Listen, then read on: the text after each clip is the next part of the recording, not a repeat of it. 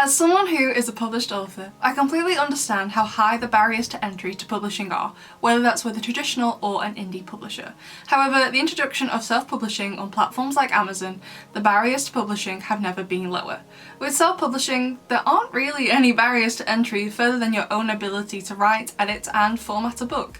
But even then, there are freelance editors and cover designers out there that can help your book become more polished and stand out amongst the other self-published material on places like Amazon, as well as traditionally and indie published works. However, while there are some arguably awful pieces of literature published via traditional and indie routes, the same does also apply to self-publishing, some of which I have unfortunately read. However, there is a recent self-published work that is honestly, I would argue and describe as illegal, and the authorities in Australia, where this author is from, takes the same view, as the author in question in today's video has actually been arrested for their book. Hey everyone, it's Dr. Hayes.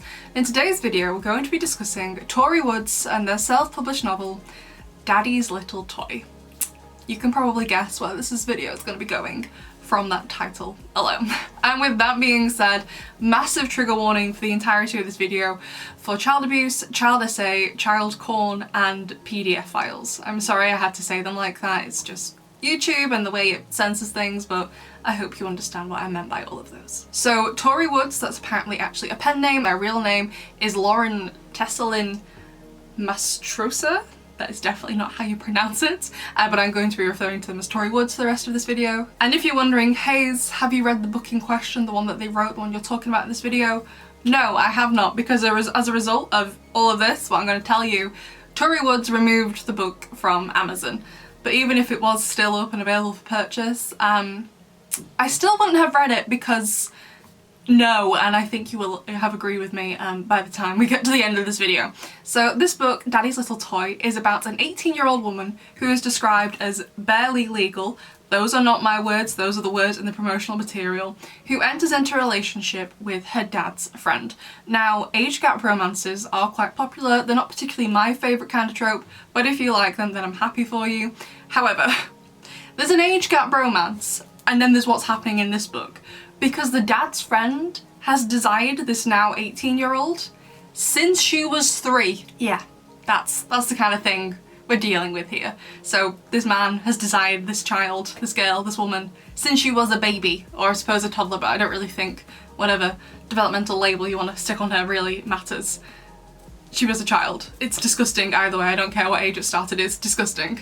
It's just awful. And it seems now that the woman in the book is of the age of consent, the dad's friend is like, okay, let's go. It's obviously time we start this relationship. It's just gross, and what makes it even worse is the cover of the book. So I took this from news.com.au, which is an Australian news website, as fortunately the listing for this thing is down so I couldn't get my own image of it.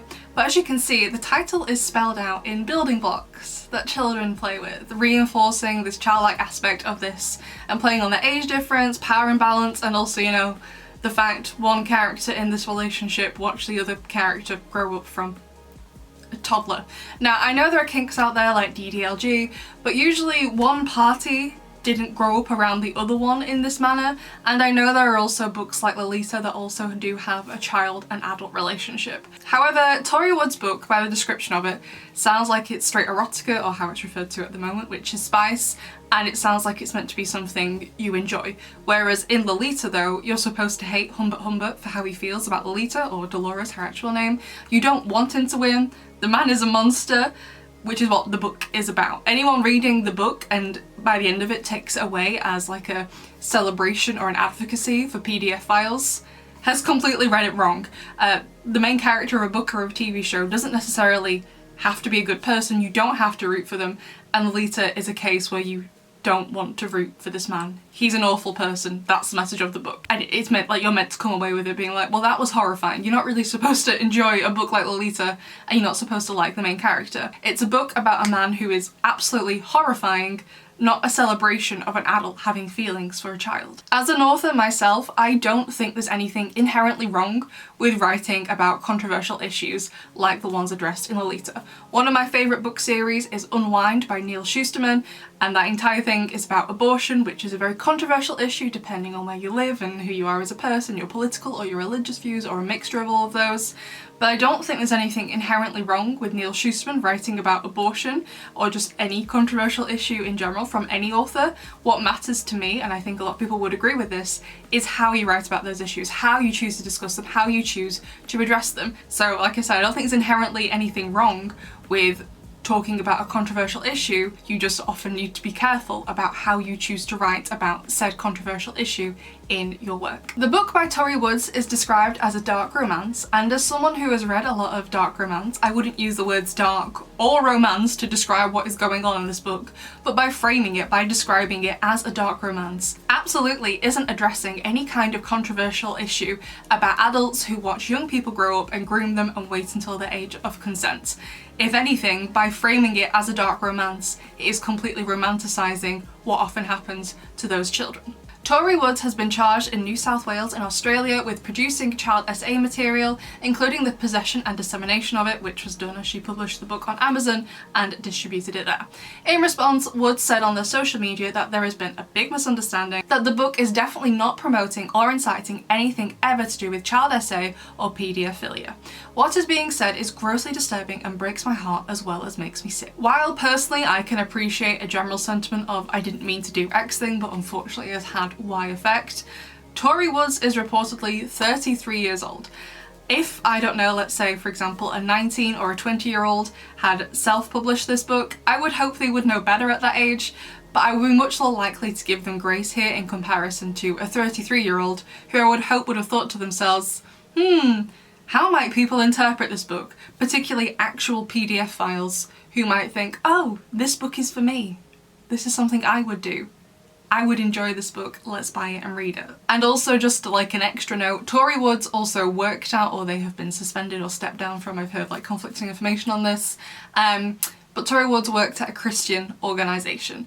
As a Christian myself, and I know usually to work at Christian organisations you do also usually have to be Christian, so I am assuming she is Christian.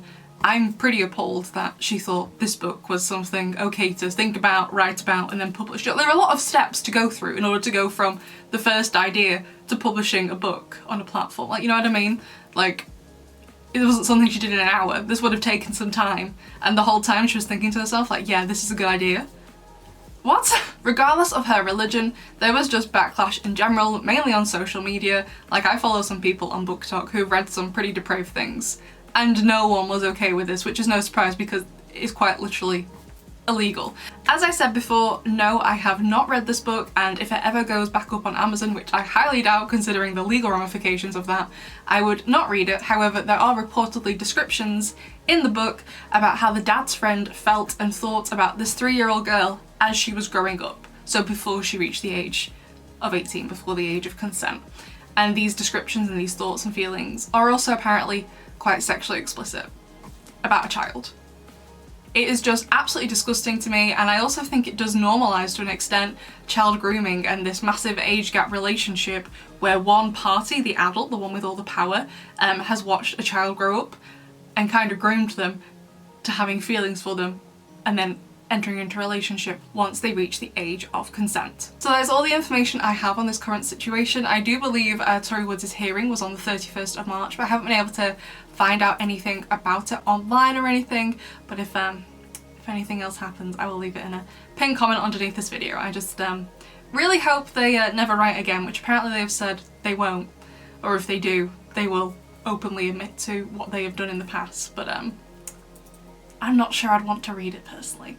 Anyway, I'd love to know what you think about the situation. Do you think we're seeing a worrying trend of this happening across literature, where this sort of stuff is normalised? Because I really, really hope not. I would love to know what you think, and I will see you in the next one. Bye!